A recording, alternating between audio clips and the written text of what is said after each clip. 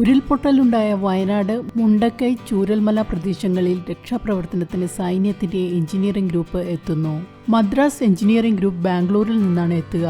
ഉരുൾപൊട്ടലിൽ പാലം തകർന്ന സാഹചര്യത്തിൽ ബദൽ സംവിധാനം അടക്കമുള്ള കാര്യങ്ങൾ സൈന്യത്തിന്റെ എഞ്ചിനീയറിംഗ് വിഭാഗം നടപ്പിലാക്കും.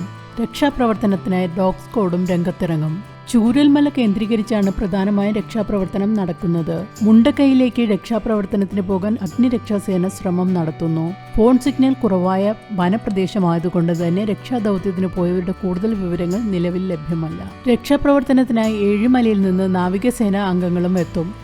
നേവിയുടെ റിവർ ക്രോസിംഗ് ടീമിന്റെ സഹായമാണ് ലഭ്യമാവുക. ഏഴിമല നാവിക അക്കാദമിയിലെ നേവിയുടെ സംഘവും വയനാട്ടിലേക്ക് തിരിക്കുന്നുണ്ട്.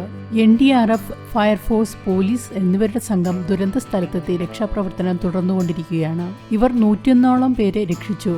ഇതിൽ 6 പേർ ICUവിലാണ്. 2 പേരുടെ നില ഗുരുതരമാണ്.